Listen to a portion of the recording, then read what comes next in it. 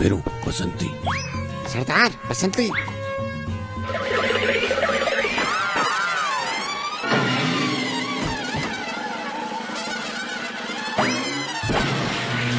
क्या हुआ वीरू, पैर फिसल गया?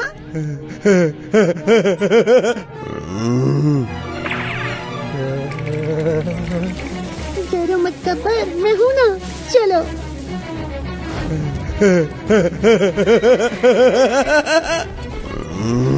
गब्बर, अरे शांत हो जा भाई। सब लग सरदार।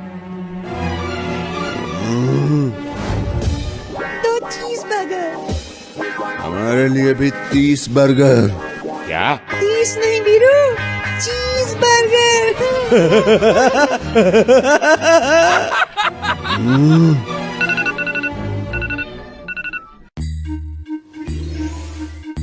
वेटर,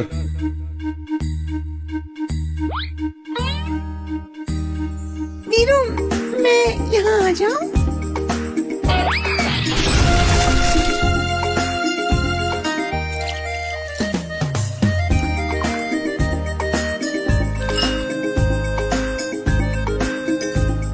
गब्बर, तू भी आ जा।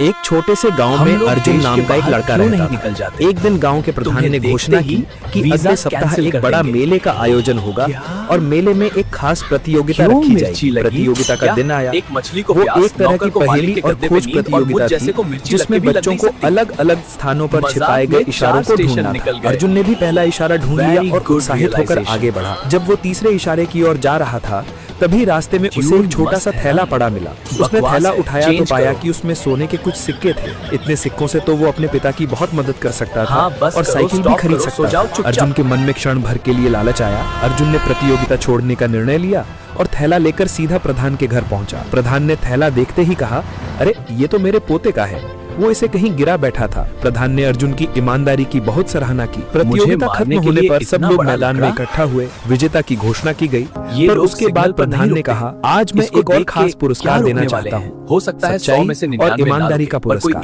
प्रधान ने अर्जुन को मंच पर बुलाया और पूरा किस्सा सबके सामने बताया और उन्होंने पूरा सुंदर साइकिल अर्जुन को भेंट कर दी। सड़क के बीच में एक बाबू पे लाल कपड़ा बच्चों ने लगा भी दिया। समझा कि असली खुशी झूठ या चालाकी से नहीं, बल्कि सच्चाई और सही काम करने से मिलती है। उस दिन के बाद से गांव के बच्चों में बड़ा बदलाव आया।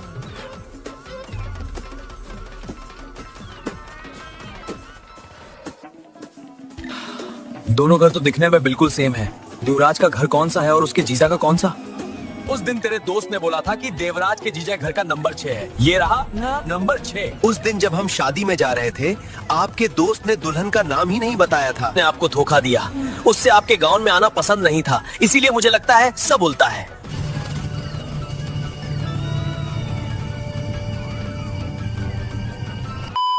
एक छोटे से गांव में अर्जुन नाम का एक लड़का रहता था। एक दिन गांव के प्रधान ने घोषणा की कि अगले सप्ताह एक बड़ा मेले का आयोजन होगा और मेले में एक खास प्रतियोगिता रखी जाएगी। प्रतियोगिता का दिन आया। वो एक तरह की पहेली और खोज प्रतियोगिता थी, जिसमें बच्चों को अलग अलग स्थानों पर छिपाए गए इशारों को ढूंढना था। अर्जुन ने भी पहला इशारा ढूंढ लिया और उत्साहित होकर आगे बढ़ा। जब वो तीसरे इशारे की ओर जा रहा था, तभी रास्ते में उसे एक छोटा सा थैला पड़ा मिला। उसने थैला उठाया तो पाया कि उसमें सोने के कुछ सिक्के थे। इतने सिक्कों से तो वो अपने पिता की बहुत मदद कर सकता था और साइकिल भी खरीद सकता था। अर्जुन के मन में क्षण भर के लिए लालच आया। अर्जुन ने प्रतियोगिता छोड़ने का निर्णय लिया और थैला लेकर सीधा प्रधान के घर पहुंचा। प्रधान ने थैला देखते ही कहा, अरे ये तो मेरे पोते का है। वो इसे कहीं गिरा बैठा था। प्रधान ने अर्जुन की ईमानदारी की बहुत सराहना की। प्रतियोगिता खत्म होने पर सब लोग मैदान में इकट्ठा हुए। विजेता की घोषणा की गई, पर उसके बाद प्रधान ने कहा, आज मैं एक और खास पुरस्कार देना चाहता हूँ, सच्चाई और ईमानदारी का पुरस्कार। प्रधान ने अर्जुन को मंच पर बुलाया और पूरा किस्सा सबके सामने बताया और उन्होंने वो सुंदर साइकिल अर्जुन को भेंट कर दी। अर्जुन खुशी से खिल उठा। बाकी बच्चों ने भी समझा कि असली खुशी झूठ या चालाकी से नहीं, बल्कि सच्चाई और सही काम करने से मिलती है। उस दिन के बाद से गांव के बच्चों में बड़ा बदलाव आया। कहानी है राजस्थान के एक पुराने गांव की, जहां तालाब के नीचे छुपा था एक ऐसा राज जो सदियों से किसी ने देखा ही नहीं। और इस राज के सामने आया एक आम मछुआरा, रतन। एक शाम रतन तालाब के पास बैठा मछली पकड़ने जा रहा था। तभी तालाब में कुछ चमका और पानी से एक अजीब आवाज आई, जैसे कोई बुला रहा हो उसे। रतन ने जब तालाब में जाल फेंका तो जाल के साथ ऊपर आया एक नीला दैत्य, लेकिन वह गुस्से में नहीं था, बल्कि उसकी आंखों में था दर्द और एक कहानी। नीला दैत्य बोला, मैं एक राजा था जिसे उसके अपने भाइयों ने धोखा दिया और मुझे इस तालाब में कैद कर दिया गया, पर अब मैं आजाद हूँ और मुझे बदला लेना है, जिसमें तुम्हारी मदद चाहिए रतन।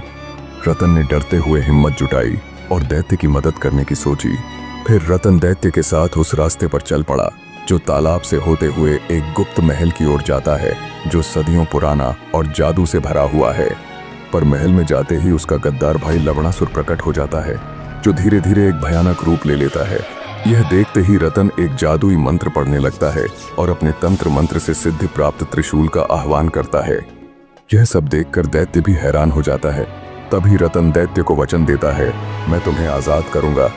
और उसके बाद होता है रतन और लवणासुर में एक रोमांचक घमासान युद्ध, जिसमें लवणासुर रतन के उस त्रिशूल के सामने टिक नहीं पाता और अपनी जान से हाथ धो बैठता है। इस तरह दैत्य का बदला पूरा होता है। पर एक दिन दैत्य ने रतन से एक बात उत्सुकता से पूछी, तुम हो कौन? मछुआरे में इतनी शक्ति नहीं हो सकती। यह सुनते ही रतन मुस्कुराया और फिर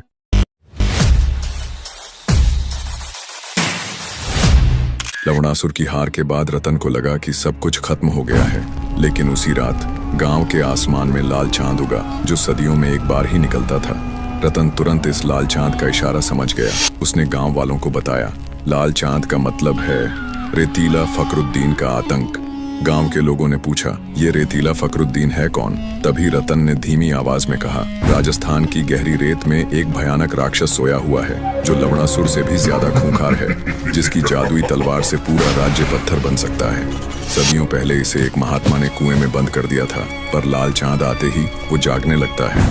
इतना कहते ही रतन तुरंत तालाब के पास जाता है और नीला दैत्य को बुलाकर उसे सारी बात बताता है। नीला दैत्य बोलता है, रतन, अपने अंदर की शक्ति को पहचानो, तुम ही गांव वालों को बचा सकते हो।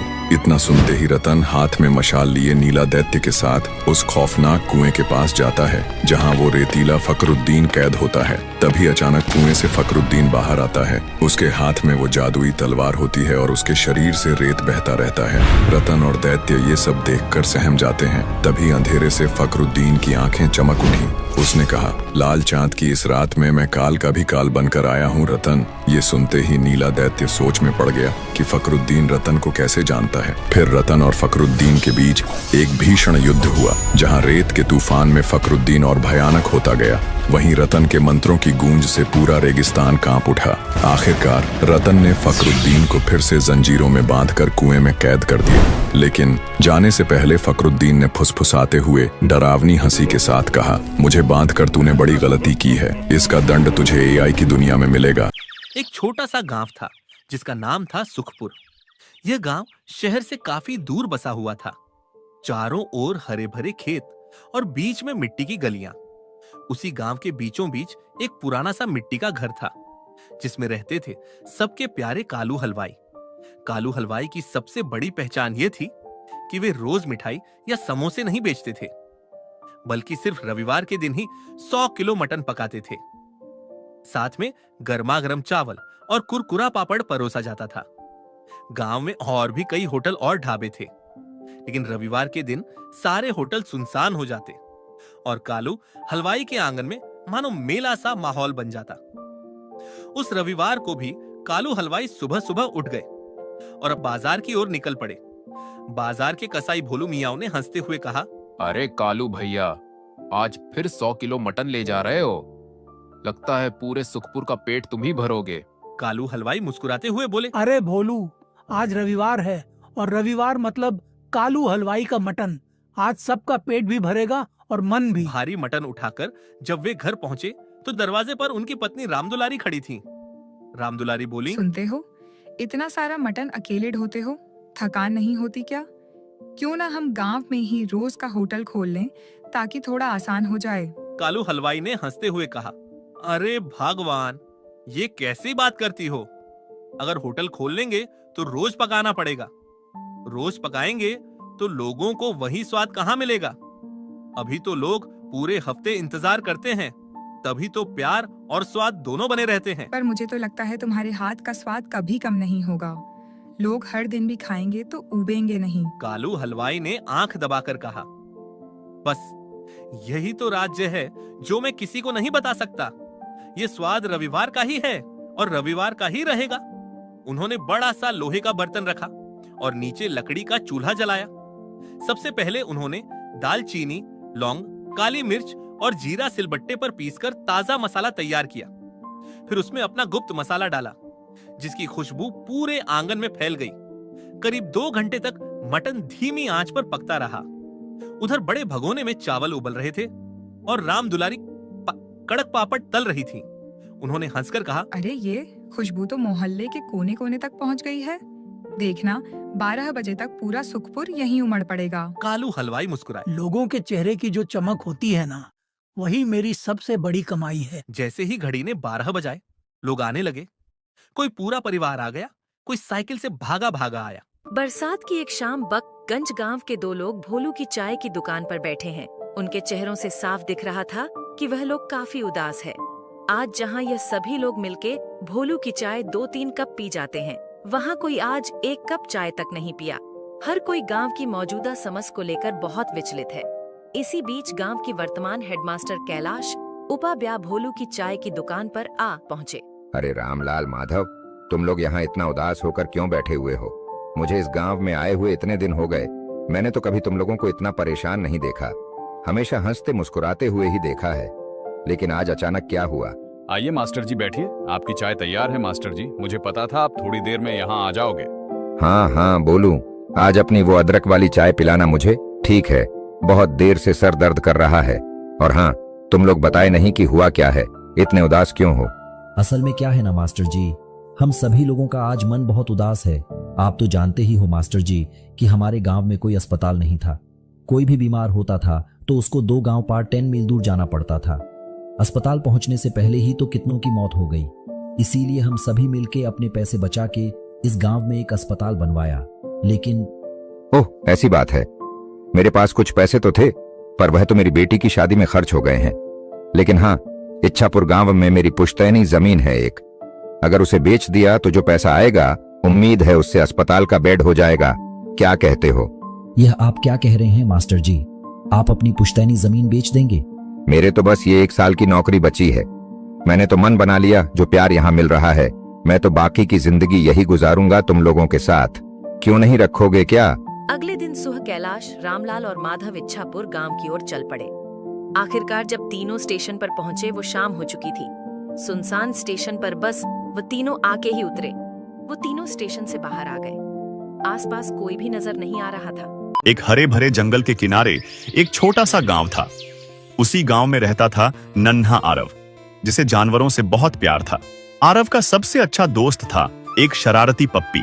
हर समय भौं भौं करता, कभी आरव की टोपी छीन लेता तो कभी उसकी चप्पल। एक दिन आरव और पप्पू जंगल में खेलते खेलते बहुत अंदर चले गए। अचानक जमीन धड़ाम से हिली। Boom boom! पेड़ों के पीछे से निकला एक नन्हा हरा डायनासोर। उसका नाम था डिनो। डिनो दिखने में बड़ा था, लेकिन दिल से बहुत मासूम। डिनो ने डरते डरते कहा, मुझे भूख लगी है। पप्पू डर के मारे आरव के पीछे छिप गया, लेकिन आरव मुस्कुराया और बोला, डरो मत, हम दोस्त बन सकते हैं। आरव ने अपना टिफिन खोला और डिनो को केला और सेब दिए। डिनो खुशी से उछल पड़ा। याई! तीनों दोस्त बन गए। डिनो अपनी पूंछ से झूला बनाता, पप्पू उस पर फिसलता और आरव जोर जोर से हंसता। लेकिन तभी आसमान में काले बादल छा गए। तेज बारिश शुरू हो गई। आरव बोला, अरे बारिश आ गई, अब क्या करें? लेकिन अचानक तेज हवा चलने लगी और एक छोटा सा चिड़िया का घोंसला पेड़ से गिर गया। घोंसले में एक नन्ही चिड़िया कांप रही थी। आरव घबरा गया। ओह नहीं, इसे ठंड लग जाएगी। रमेश अपनी पत्नी और बच्चों के साथ रहता था। रमेश वहां पानी पूरी बेचता था और उसके पानी पूरी का स्वाद इतना शानदार था कि हमेशा उसके पास भीड़ लगी रहती थी। कुछ समय बाद रमेश के ठेले के आसपास और भी ठेले लगने लगे, जिससे उसका ग्राहक कम होने लगा। इससे उसकी आमदनी भी घट गई और रमेश हमेशा परेशान रहने लगा। परेशान होकर वह अपनी पत्नी से कहता, आसपास और ठेले लगने से हमारे ग्राहक कम हो गए हैं। इससे आमदनी भी घटी है। ऐसे ही चला तो हमारा क्या होगा, ये सोचकर डर लगता है। पत्नी बोली, हाँ जी, पहले आमदनी अच्छी थी, कभी किसी चीज की कमी नहीं हुई, पर अब हर चीज के लिए पैसे मांगना अच्छा नहीं लगता। यह सुनकर बच्चे भी उदास रहने लगे। एक दिन स्कूल में बच्चों की टीचर ने कहा, बच्चों, हमारे स्कूल में आर्ट कंपटीशन है। इसमें सभी को मिट्टी से खाने की चीजें बनानी है। जो जीतेगा उसे सर्टिफिकेट मिलेगा। एक बच्चा खड़ा होकर बोला, मैडम, खाने की चीजें यानी क्या बना सकते हैं? टीचर ने जवाब दिया, लड्डू, जलेबी, मैसूर पाक, कुछ भी बना सकते हो, बस खाने वाली चीज होनी चाहिए। जो इस प्रतियोगिता में हिस्सा लेना चाहते हैं वे अपना नाम लिखवा लें। यह सुनकर रमेश का बेटा भी अपना नाम लिखवाता है। घर आने पर उसकी बहन पूछती है, भैया, तुमने प्रतियोगिता में हिस्सा लिया? मेरी दोस्त बता रही थी, तुम क्या बनाने वाले हो? कुछ सोचा? बेटा बोला, यही सोच रहा हूँ, समझ नहीं आ रहा। सब शायद स्वीट आइटम बनाएंगे, मैं भी वही बनाऊंगा तो मजा नहीं आएगा, कुछ अलग बनाना चाहिए। गोलगप्पा बनाऊं तो कैसा रहेगा? बहन बोली, नहीं भैया, तुम्हारे दोस्त कह रहे थे कि वे गोलगप्पा बना रहे हैं, तुम कुछ और बनाओ। हाँ, मोमोज बनाओ, ये कम लोगों को पता है। यह आइडिया बेटे को पसंद आया। वह मिट्टी से मोमोज बनाता है, उन्हें सफेद रंग से पेंट करता है और प्रतियोगिता के दिन एक प्लेट में रखकर स्कूल ले जाता है। प्रदर्शनी शुरू होती है, जहाँ कई तरह की खाने की चीजें बनी होती हैं। जज सभी चीजों को देखकर मोमोज की प्लेट उठाते हैं और कहते हैं, ये किसने बनाया? बहुत शानदार है, यही विजेता है। यह सुनकर रमेश का बेटा बहुत खुश होता है। सभी बच्चे जोर जोर से तालियां बजाते हैं। हेडमास्टर उसे सर्टिफिकेट देते हैं। बेटा सर्टिफिकेट और मोमोज लेकर माता पिता को दिखाता है और सब बताता है। में जब गांवों की गलियों में सांझ ढलते ही मिट्टी के चूल्हों की खुशबू फैल जाती थी और बैलों की घंटियां खेतों से लौटते समय धीमी आवाज में गूंजती थीं, उसी समय एक छोटे से गांव में एक साधारण किसान रहता था। उसका नाम था माधव। जीवन बहुत सादा था। सुबह खेत, दिन भर मेहनत और रात को उसी मिट्टी की कुटिया में आराम। सुख सुविधाओं का कोई नामो निशान नहीं था, लेकिन उसका मन शांत और संतुष्ट रहता।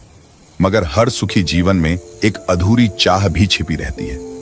माधव के मन में भी कहीं ना कहीं यह कसक थी कि उसकी मेहनत के बावजूद खेत बार बार सूख जाते, बारिश कम होती और कभी कभी फसल पूरी तरह चौपट हो जाती। फिर भी वह हिम्मत नहीं हारता। गांव के बीचों बीच एक पुराना टूटा फूटा कुआं था। कहा जाता था कि बहुत पहले वह कुआं गांव की जान था, पानी से लबालब, मीठा और शीतल। लेकिन धीरे धीरे उसका जल सूख गया और केवल अंधेरा, सीलन और रहस्य शेष रह गए। लोग कहते थे कि उस कुएं में कुछ अनजानी शक्तियां बसती हैं। बच्चे खेलते हुए वहां जाने से डरते और बूढ़े किस्से सुनाते कि कितनों की परछाइयां उस कुएं में समा गईं और कभी बाहर न लौटी। माधव इन बातों पर ज्यादा ध्यान नहीं देता था। उसके लिए कुआं केवल एक पुराना पत्थरों का ढांचा था। लेकिन उस वर्ष जब लगातार तीसरे मौसम की फसल बर्बाद हुई, उसका मन टूटा। खेत सूख रहे थे और घर में अन्न का एक एक दाना गिनकर इस्तेमाल करना पड़ रहा था। इसी चिंता में एक रात नींद टूट गई। बाहर चांदनी थी और हवा में एक अजीब खामोशी। तभी उसकी नजर उस पुराने कुएं पर पड़ी। कुछ अनजाना आकर्षण उसे वहां ले गया। कुएं के किनारे खड़े होकर उसने झांका। भीतर घना अंधेरा था, लेकिन उसे ऐसा लगा जैसे गहराई में कहीं हल्की सी चमक है। एक शाम उसने तय किया कि सच्चाई को जानना ही होगा। उसने रस्सी बांधी और धीरे धीरे कुएं की गहराई में उतरने लगा। हर कदम के साथ अंधकार और ठंडक बढ़ती गई। सीलन की गंध और चमगादड़ों की फड़फड़ाहट उसकी हिम्मत तोड़ने लगी, लेकिन उस चमक की ओर खिंचाव उसे नीचे ले जाता रहा। धूल भरी गलियों में फैली गर्म दोपहर की हवा जैसे ठहर सी गई थी। उसी बस्ती के एक कोने में राघव रहता था। एक दुबला पतला 12 साल का लड़का, जिसकी आंखों में सपने तो बहुत थे, लेकिन जेब हमेशा खाली रहती थी। उसका घर कच्ची ईंटों का था, टूटी छत वाला, पर दीवारों से छनकर आती रोशनी में भी उम्मीद की चमक थी। हर दिन स्कूल जाते समय उसकी फटी चप्पलें उसकी गरीबी का प्रतीक बनती। रास्ते में खेलते हुए बच्चे उसे देखकर हंसते और चिढ़ाते। राघव हल्की मुस्कान देता, पर उसके भीतर गहरा दर्द होता। स्कूल के बाद वह चाय की छोटी दुकान पर काम करता। गर्म गिलास हाथ में लेने पर उसकी उंगलियां जल जाती, लेकिन वह कभी अपनी पीड़ा किसी को नहीं दिखाता। कभी कभी वह आसमान की ओर देखता और सोचता कि क्या उसकी जिंदगी भी कभी बदलेगी। दुकान का मालिक अक्सर उसे ताने देता और उसके सपनों को छोटा करने की कोशिश करता, लेकिन राघव की अंदर की आग कभी बुझती नहीं। रात में जब वह घर लौटता, उसकी माँ उसकी किताबें प्यार से सहलाती। उनकी थकी आंखों में भरोसा होता कि गरीबी इंसान को छोटा नहीं करती और मेहनत कभी बेकार नहीं जाती। राघव माँ की बातों से खुद को मजबूत महसूस करता और उसे लगता कि दुनिया चाहे साथ न दे, माँ की बातों में चमत्कार है। कुछ दिनों बाद स्कूल में विज्ञान प्रदर्शनी हुई। राघव ने लकड़ी, गत्ता, तार, टूटी बोतलों और कबाड़ का उपयोग करके एक सुंदर मॉडल बनाया। रात भर वह मोमबत्ती की हल्की रोशनी में काम करता रहा। अगले दिन स्कूल में कुछ बच्चों ने उसके मॉडल को मजाक और खिलवाड़ का विषय बना दिया। किसी ने धक्का देकर मॉडल को तोड़ दिया और राघव इसे अपनी आंखों के सामने टूटता देखा। शाम को घर लौटकर वह उदासी में डूबा हुआ था। माँ ने उसे सहलाया और उसकी पीड़ा साझा की। राघव ने महसूस किया कि गरीब होने के बावजूद प्रयास करने की शक्ति उसे कभी हारने नहीं देगी। इसी रात उसके जीवन का मोड़ आया। चाय की दुकान पर काम करते समय एक बुजुर्ग वैज्ञानिक वहां रुके और उन्होंने देखा कि राघव टूटे हुए सामान को बड़ी कुशलता से जोड़ रहा है। उसकी मेहनत और समझ ने वैज्ञानिक को प्रभावित किया।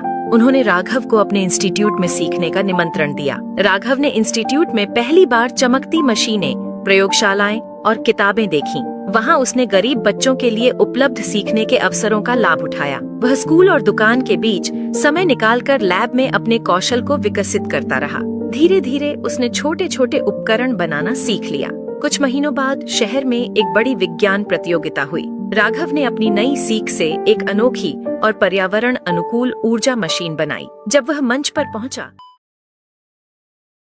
कहानी है गांव बिजोरा की। एक ऐसा गांव जहां की जिंदगी बहुत धीमी थी पर सुकून था। यहाँ लोग दिन भर अपने खेतों में काम करते और रात को चैन से सोते थे। गांव का अधेड़ उम्र का हरिप्रसाद, जिसे सब काका कहकर बुलाते थे, सुबह खेत जाने की तैयारी कर रहा था। अरे सावित्री, मेरी लाठी कहाँ रख दी? रोज मुझे अलग अलग जगह पर मिलती है। अजी और कहाँ होगी, पड़ी होगी यहीं कहीं, देख लीजिए। चलो छोड़ो, आज बिन लाठी के ही चला जाता हूँ। तभी हरिप्रसाद को कोई आवाज लगाता है। अरे काका, चलिए आज खेत नहीं जाएंगे क्या? अरे लो देखो, रमेश भी आ गया। अरे आया रमेश, वही रुक। फिर हरिप्रसाद घर के बाहर आता है और रमेश के साथ खेत पर जाने लगता है।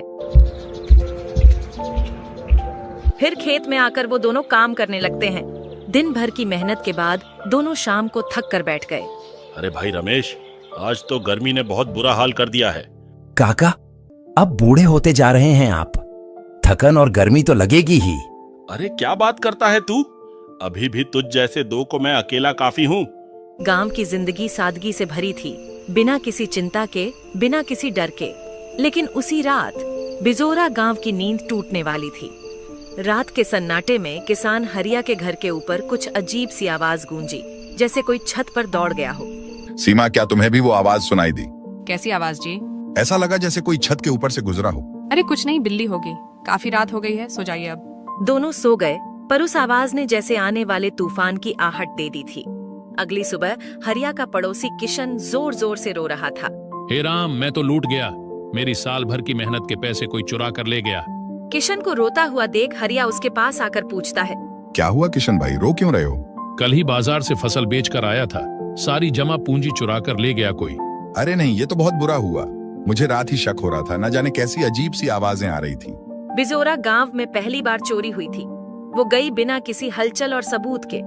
गांव वाले सुबह से ही डर के साए में जीने लगे थे।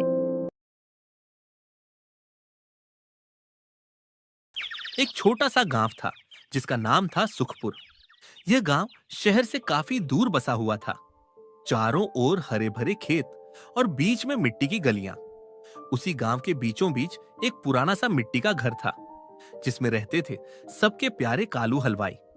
कालू हलवाई की सबसे बड़ी पहचान यह थी कि वे रोज मिठाई या समोसे नहीं बेचते थे, बल्कि सिर्फ रविवार के दिन ही 100 किलो मटन पकाते थे। साथ में गर्मा गर्म चावल और कुरकुरा पापड़ परोसा जाता था। गांव में और भी कई होटल और ढाबे थे, लेकिन रविवार के दिन सारे होटल सुनसान हो जाते और कालू हलवाई के आंगन में मानो मेला सा माहौल बन जाता। उस रविवार को भी कालू हलवाई सुबह सुबह उठ गए और अब बाजार की ओर निकल पड़े। बाजार के कसाई भोलू मियाँ ने हंसते हुए कहा, अरे कालू भैया, आज फिर 100 किलो मटन ले जा रहे हो? लगता है पूरे सुखपुर का पेट तुम ही भरोगे। कालू हलवाई मुस्कुराते हुए बोले, अरे भोलू, आज रविवार है और रविवार मतलब कालू हलवाई का मटन। आज सबका पेट भी भरेगा और मन भी। भारी मटन उठाकर जब वे घर पहुंचे तो दरवाजे पर उनकी पत्नी रामदुलारी खड़ी थी। रामदुलारी बोली, सुनते हो, इतना सारा मटन अकेले ढोते हो, थकान नहीं होती क्या? क्यों ना हम गांव में ही रोज का होटल खोल लें ताकि थोड़ा आसान हो जाए। कालू हलवाई ने हंसते हुए कहा, अरे भगवान, ये कैसी बात करती हो? अगर होटल खोल लेंगे तो रोज पकाना पड़ेगा। रोज पकाएंगे तो लोगों को वही स्वाद कहाँ मिलेगा? अभी तो लोग पूरे हफ्ते इंतजार करते हैं, तभी तो प्यार और स्वाद दोनों बने रहते हैं। पर मुझे तो लगता है तुम्हारे हाथ का स्वाद कभी कम नहीं होगा। लोग हर दिन भी खाएंगे तो उबेंगे नहीं। कालू हलवाई ने आंख दबाकर कहा, बस यही तो राज्य है जो मैं किसी को नहीं बता सकता। ये स्वाद रविवार का ही है और रविवार का ही रहेगा। उन्होंने बड़ा सा लोहे का बर्तन रखा और नीचे लकड़ी का चूल्हा जलाया। सबसे पहले उन्होंने दालचीनी, लौंग, काली मिर्च और जीरा सिलबट्टे पर पीसकर ताजा मसाला तैयार किया। फिर उसमें अपना गुप्त मसाला डाला, जिसकी खुशबू पूरे आंगन में फैल गई। करीब 2 घंटे तक मटन धीमी आंच पर पकता रहा। उधर बड़े भगोने में चावल उबल रहे थे और रामदुलारी कड़क पापड़ तल रही थी।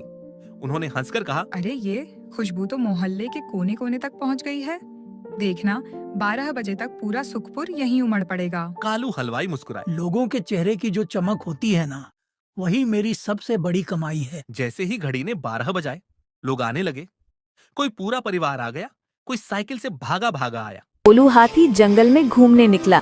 वो पेड़ों के बीच चलता हुआ सूंड से पत्तों को उछाल रहा था। रास्ते में उसे मीना हिरनी मिली। मीना ने कहा, जंगल के उत्तर में एक रहस्यमय गुफा है। गोलू बहुत उत्साहित हुआ और दोनों वहां जाने के लिए निकल पड़े। रास्ते में एक संकरी लकड़ी की पुलिया आई। दोनों ने सावधानी से पुलिया पार की। फिर वे एक ऊंची चट्टान पर चढ़ने लगे। ऊपर पहुंचकर उन्होंने दूर से गुफा देखी और बहुत खुश हुए। तभी अचानक पहाड़ी से जंगली बकरियां दौड़ती हुई नीचे आईं। गोलू और मीना डर गए और तुरंत रास्ता बदलकर सुरक्षित जगह भागे। उस दिन गोलू ने सीखा, एडवेंचर अच्छा होता है, लेकिन सावधानी भी जरूरी है। बरसात की एक शाम बकगंज गांव के 2 लोग भोलू की चाय की दुकान पर बैठे हैं। उनके चेहरों से साफ दिख रहा था कि वह लोग काफी उदास है। आज जहां यह सभी लोग मिलके भोलू की चाय 2-3 कप पी जाते हैं, वहां कोई आज 1 कप चाय तक नहीं पिया।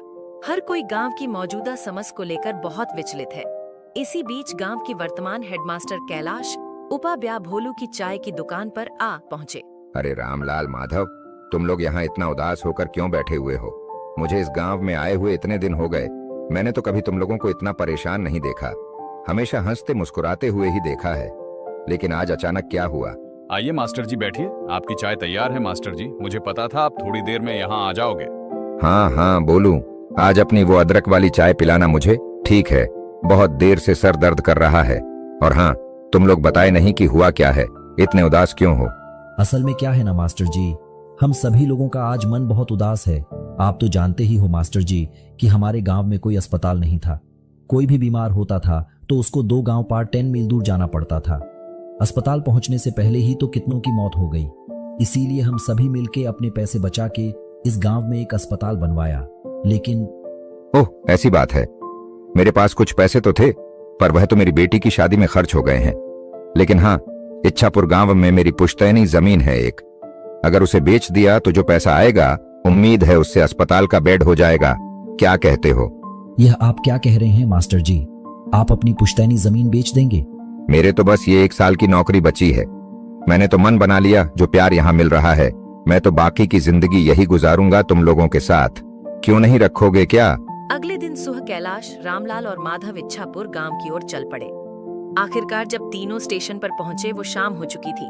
सुनसान स्टेशन पर बस वो तीनों आके ही उतरे। वो तीनों स्टेशन से बाहर आ गए। आसपास कोई भी नजर नहीं आ रहा था। गर्मियों की एक सुनहरी सुबह थी जब 16 वर्षीय उत्साही आदित्य अपने सबसे करीबी और चतुर दोस्त रेहान के घर पहुंचा। दोनों का दिल रोमांच की तलाश में धड़क रहा था, क्योंकि आज वे अरानिया जंगल के रहस्यमयी खजाने को खोजने के लिए निकलने वाले थे, जिसका नाम उन्होंने दादी की पुरानी किस्सों की किताबों में सुना था। दोनों ने अपने बैकपैक्स में जरूरी सामान रखा, टॉर्च, नक्शा, रस्सी और थोड़ा सा खाना। सोचो रेहान, अरण्य जंगल का खजाना, हम अमीर हो जाएंगे। आदित्य, जंगल में जितनी जिज्ञासा अच्छी है उतनी ही समझदारी भी चाहिए। जैसे ही वे जंगल के गहरे हिस्सों में पहुंचे, वातावरण रहस्यमय होने लगा। हरियाली से ढकी पगडंडी के इर्द गिर्द पेड़ों की फुसफुसाहट और सतरंगी पक्षियों की आवाज वातावरण को जादुई बना रही। अचानक एक पुराना पत्थर का स्तंभ दिखा जिस पर अजीब आयाम के चिन्ह बने थे। यहीं से शुरू होती है असली खोज। एक पहेली हल करने के बाद रास्ता खुला और समुद्र जैसी झील का किनारा मिला। झील के पार एक द्वीप पर विशाल बरगद का पेड़ दिख रहा था, जिसके नीचे खजाना छिपा बताया गया था। दोनों ने खुद बनाई हुई लकड़ी की नाव से झील पार करने की ठानी। जैसे ही वे द्वीप पर पहुंचे, अचानक कंटीली झाड़ियों में हलचल हुई। घबराए बिना रेहान ने गैजेट से आवाज वाले जाल का इस्तेमाल किया, जिससे जानवर डर कर भाग गए। बरगद के नीचे खुदाई करते हुए उन्हें एक सोने के डिब्बे में चमकते रत्न, प्राचीन सिक्के और एक पत्र का पता चला। कहानी है गांव बिजोरा की। एक ऐसा गांव जहां की जिंदगी बहुत धीमी थी पर सुकून था। यहाँ लोग दिन भर अपने खेतों में काम करते और रात को चैन से सोते थे। गांव का अधेड़ उम्र का हरिप्रसाद, जिसे सब काका कहकर बुलाते थे, सुबह खेत जाने की तैयारी कर रहा था। अरे सावित्री, मेरी लाठी कहाँ रख दी? रोज मुझे अलग अलग जगह पर मिलती है। अजी और कहाँ होगी, पड़ी होगी यहीं कहीं, देख लीजिए। चलो छोड़ो, आज बिन लाठी के ही चला जाता हूँ। तभी हरिप्रसाद को कोई आवाज लगाता है। अरे काका, चलिए आज खेत नहीं जाएंगे क्या? अरे लो देखो, रमेश भी आ गया। अरे आया रमेश, वही रुक। फिर हरिप्रसाद घर के बाहर आता है और रमेश के साथ खेत पर जाने लगता है। फिर खेत में आकर वो दोनों काम करने लगते हैं। दिन भर की मेहनत के बाद दोनों शाम को थक कर बैठ गए। अरे भाई रमेश, आज तो गर्मी ने बहुत बुरा हाल कर दिया है। काका, अब बूढ़े होते जा रहे हैं आप, थकन और गर्मी तो लगेगी ही। अरे क्या बात करता है तू? अभी भी तुझ जैसे दो को मैं अकेला काफी हूँ। गांव की जिंदगी सादगी से भरी थी, बिना किसी चिंता के, बिना किसी डर के। लेकिन उसी रात बिजोरा गांव की नींद टूटने वाली थी। रात के सन्नाटे में किसान हरिया के घर के ऊपर कुछ अजीब सी आवाज गूंजी, जैसे कोई छत पर दौड़ गया हो। सीमा, क्या तुम्हें भी वो आवाज सुनाई दी? कैसी आवाज जी? ऐसा लगा जैसे कोई छत के ऊपर से गुजरा हो। अरे कुछ नहीं, बिल्ली होगी। काफी रात हो गई है, सो जाइए अब। दोनों सो गए, पर उस आवाज ने जैसे आने वाले तूफान की आहट दे दी थी। अगली सुबह हरिया का पड़ोसी किशन जोर जोर से रो रहा था। हे राम, मैं तो लूट गया। मेरी साल भर की मेहनत के पैसे कोई चुरा कर ले गया। किशन को रोता हुआ देख हरिया उसके पास आकर पूछता है, क्या हुआ किशन भाई, रो क्यों रहे हो? कल ही बाजार से फसल बेच कर आया था, सारी जमा पूंजी चुरा कर ले गया कोई। अरे नहीं, ये तो बहुत बुरा हुआ।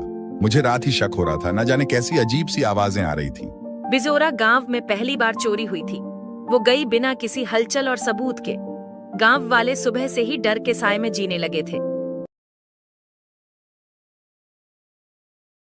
गोलू हाथी जंगल में घूमने निकला।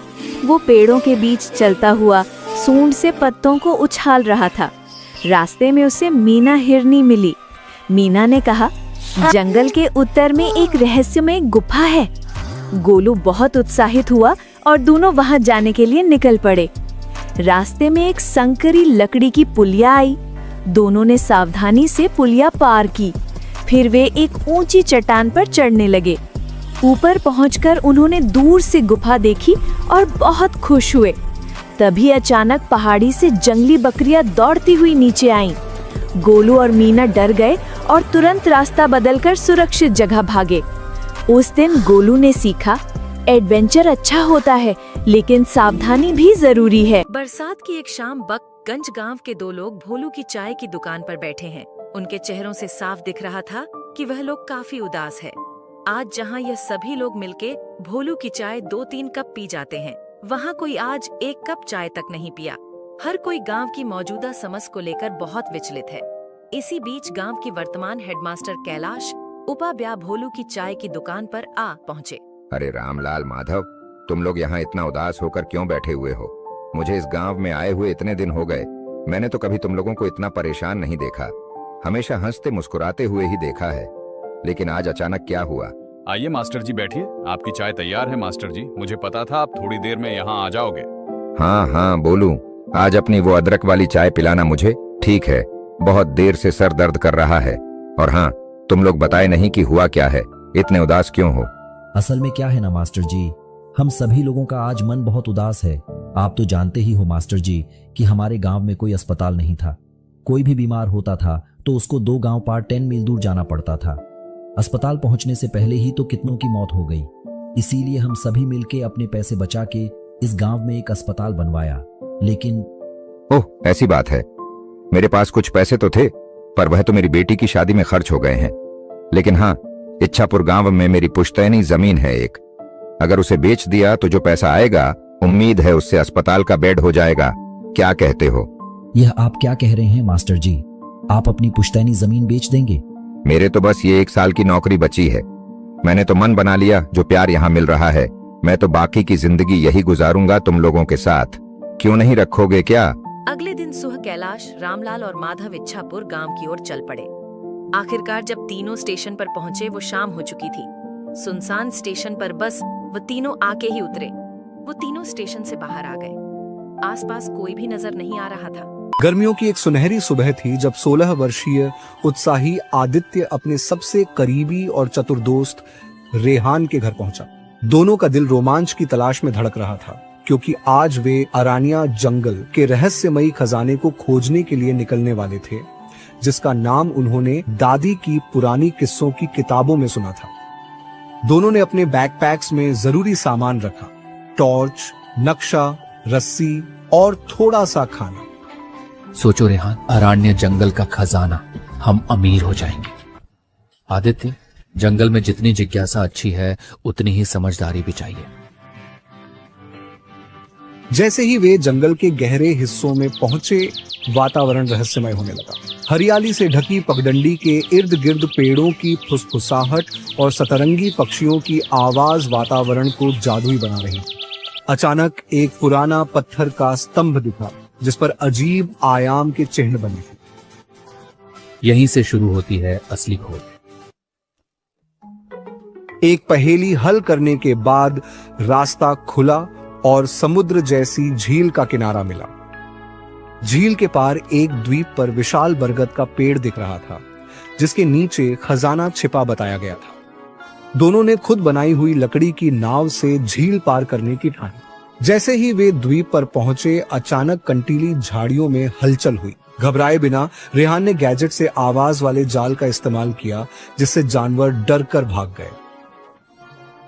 बरगद के नीचे खुदाई करते हुए उन्हें एक सोने के डिब्बे में चमकते रत्न, प्राचीन सिक्के और एक पत्र का पता चला। कहानी है गांव बिजोरा की। एक ऐसा गांव जहां की जिंदगी बहुत धीमी थी पर सुकून था। यहाँ लोग दिन भर अपने खेतों में काम करते और रात को चैन से सोते थे। गांव का अधेड़ उम्र का हरिप्रसाद, जिसे सब काका कहकर बुलाते थे, सुबह खेत जाने की तैयारी कर रहा था। अरे सावित्री, मेरी लाठी कहाँ रख दी? रोज मुझे अलग अलग जगह पर मिलती है। अजी और कहाँ होगी, पड़ी होगी यहीं कहीं, देख लीजिए। चलो छोड़ो, आज बिन लाठी के ही चला जाता हूँ। तभी हरिप्रसाद को कोई आवाज लगाता है। अरे काका, चलिए आज खेत नहीं जाएंगे क्या? अरे लो देखो, रमेश भी आ गया। अरे आया रमेश, वही रुक। फिर हरिप्रसाद घर के बाहर आता है और रमेश के साथ खेत पर जाने लगता है। फिर खेत में आकर वो दोनों काम करने लगते हैं। दिन भर की मेहनत के बाद दोनों शाम को थक कर बैठ गए। अरे भाई रमेश, आज तो गर्मी ने बहुत बुरा हाल कर दिया है। काका, अब बूढ़े होते जा रहे हैं आप, थकन और गर्मी तो लगेगी ही। अरे क्या बात करता है तू? अभी भी तुझ जैसे 2 को मैं अकेला काफी हूँ। गांव की जिंदगी सादगी से भरी थी, बिना किसी चिंता के, बिना किसी डर के। लेकिन उसी रात बिजोरा गांव की नींद टूटने वाली थी। रात के सन्नाटे में किसान हरिया के घर के ऊपर कुछ अजीब सी आवाज गूंजी, जैसे कोई छत पर दौड़ गया हो। सीमा, क्या तुम्हें भी वो आवाज सुनाई दी? कैसी आवाज जी? ऐसा लगा जैसे कोई छत के ऊपर से गुजरा हो। अरे कुछ नहीं, बिल्ली होगी। काफी रात हो गई है, सो जाइए अब। दोनों सो गए पर उस आवाज ने जैसे आने वाले तूफान की आहट दे दी थी। अगली सुबह हरिया का पड़ोसी किशन जोर जोर से रो रहा था। हे राम, मैं तो लूट गया। मेरी साल भर की मेहनत के पैसे कोई चुरा कर ले गया। किशन को रोता हुआ देख हरिया उसके पास आकर पूछता है, क्या हुआ किशन भाई, रो क्यों रहे हो? कल ही बाजार से फसल बेच कर आया था, सारी जमा पूंजी चुरा कर ले गया कोई। अरे नहीं, ये तो बहुत बुरा हुआ। मुझे रात ही शक हो रहा था, न जाने कैसी अजीब सी आवाजें आ रही थी। बिजोरा गांव में पहली बार चोरी हुई थी। वो गई बिना किसी हलचल और सबूत के। गांव वाले सुबह से ही डर के साए में जीने लगे थे। एक घने जंगल के पास एक छोटा सा गांव था। उसी गांव में रहता था आरव, एक 10 साल का समझदार और दयालु लड़का। उसे जानवरों से बहुत प्यार था और अक्सर स्कूल के बाद जंगल के किनारे खेलने चला जाता था। एक दिन आरव ने जंगल से आती हुई रोने की आवाज सुनी। वह आवाज का पीछा करता हुआ एक झाड़ी के पास पहुंचा, जहां उसने देखा एक नन्हा हाथी का बच्चा जो अपने झुंड से बिछड़ गया था। हाथी का बच्चा डरा हुआ था और बार बार पां पां की आवाज कर रहा था। आरव ने धीरे से कहा, डरो मत, मैं हूं ना। आरव ने उसे पानी पिलाया और पास के पेड़ से फल तोड़कर खिलाए। थोड़ी ही देर में हाथी का बच्चा शांत हो गया और अपनी सूंड से आरव को हल्के से छूने लगा। यहीं से एक अनोखी दोस्ती शुरू हुई। अब हर दिन आरव स्कूल के बाद नन्हे हाथी से मिलने आता। वह उसे गोलू कहकर बुलाने लगा। दोनों साथ खेलते, नदी में पानी उछालते और सूरज डूबने तक मस्ती करते। आरव गोलू से बातें करता और गोलू ध्यान से सुनता, जैसे सब समझ रहा हो। एक दिन जंगल में कुछ शिकारी आ गए। उन्होंने हाथियों को पकड़ने के लिए जाल बिछा दिया। गोलू उस जाल में फंस गया। वह जोर जोर से चिल्लाने लगा। आरव ने हिम्मत दिखाई। उसने गांव वालों और वन रक्षक को बुलाया। सब मिलकर गोलू को जाल से आजाद कराते हैं। तभी गोलू की माँ और पूरा झुंड वहां आ जाता है। गोलू दौड़कर अपनी माँ के पास चला जाता है। जाने से पहले गोलू अपनी सूंड से आरव को गले लगाता है। जंगल में शिकार की तलाश में निकला है। वह शेर धीरे धीरे चलता जा रहा था। चेहरे पर थकान, आंखों में नींद और पेट में भूख। इतने में सामने से एक मोटा ताजा खरगोश कूदता हुआ निकला। अरे वाह, आज तो किस्मत चमक गई, शिकार खुद चलकर आ रहा है। शेर ने हिम्मत जुटाई, धीरे धीरे दबे पांव आगे बढ़ा और छलांग लगाई, पर खरगोश फट से भाग गया। ओए रुको, गुड़गांव का मजाक मत उड़ाओ, रुक जा। लेकिन खरगोश तो गया। शेर हांफते हांफते एक बड़े से पेड़ के नीचे जा बैठा। तब उसे ऊपर से आवाज आई, चुक चुक चुक। वहां एक छोटी सी गिलहरी फल खा रही थी। शेर ने सोचा, चलो बड़ा नहीं तो छोटा ही सही, खाने से तो पेट भरेगा। कहानी है गांव बिजोरा की। एक ऐसा गांव जहां की जिंदगी बहुत धीमी थी पर सुकून था। यहाँ लोग दिन भर अपने खेतों में काम करते और रात को चैन से सोते थे। गांव का अधेड़ उम्र का हरिप्रसाद, जिसे सब काका कहकर बुलाते थे, सुबह खेत जाने की तैयारी कर रहा था। अरे सावित्री, मेरी लाठी कहाँ रख दी? रोज मुझे अलग अलग जगह पर मिलती है। अजी और कहाँ होगी, पड़ी होगी यहीं कहीं, देख लीजिए। चलो छोड़ो, आज बिन लाठी के ही चला जाता हूँ।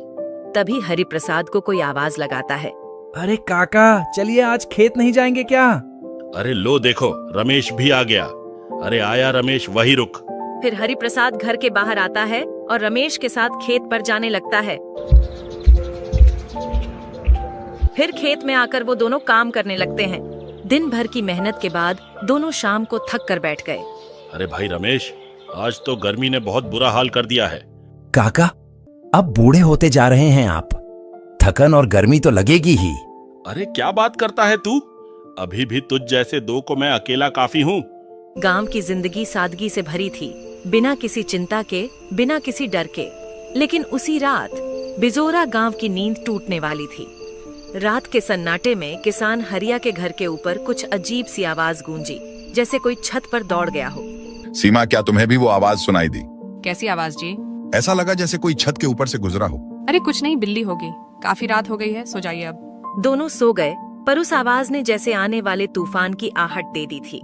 अगली सुबह हरिया का पड़ोसी किशन जोर जोर से रो रहा था। हे राम, मैं तो लूट गया। मेरी साल भर की मेहनत के पैसे कोई चुरा कर ले गया। किशन को रोता हुआ देख हरिया उसके पास आकर पूछता है, क्या हुआ किशन भाई, रो क्यों रहे हो?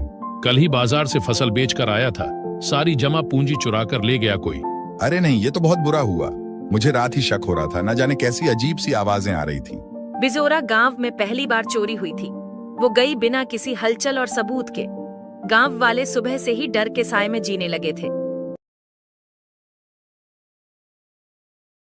एक हरे भरे जंगल के किनारे एक छोटा सा गांव था।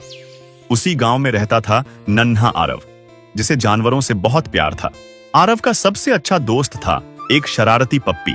हर समय भौं भौं करता, कभी आरव की टोपी छीन लेता तो कभी उसकी चप्पल। एक दिन आरव और पप्पू जंगल में खेलते खेलते बहुत अंदर चले गए। अचानक जमीन धड़ाम से हिली। Boom boom. पेड़ों के पीछे से निकला एक नन्हा हरा डायनासोर। उसका नाम था डिनो।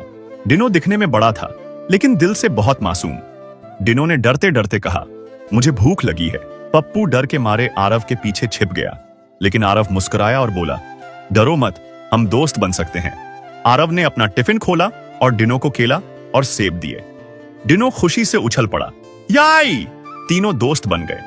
डिनो अपनी पूंछ से झूला बनाता, पप्पू उस पर फिसलता और आरव जोर जोर से हंसता।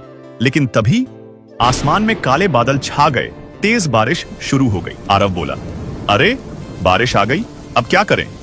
लेकिन अचानक तेज हवा चलने लगी और एक छोटा सा चिड़िया का घोंसला पेड़ से गिर गया। घोंसले में एक नन्ही चिड़िया कांप रही थी। आरव घबरा गया। ओह नहीं, इसे ठंड लग जाएगी।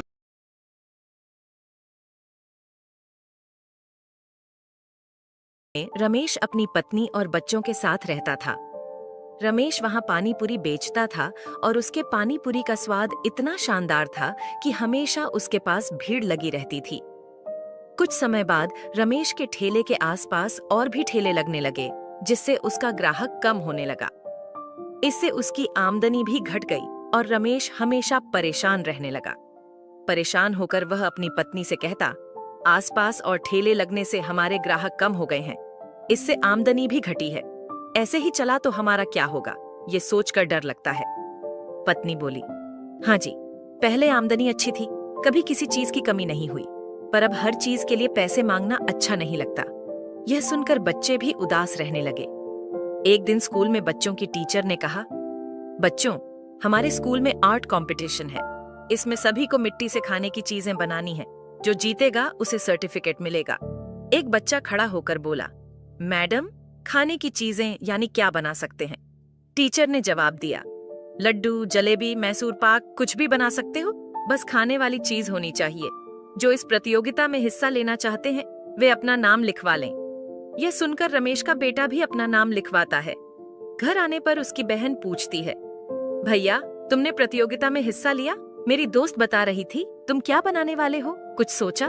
बेटा बोला, यही सोच रहा हूँ, समझ नहीं आ रहा।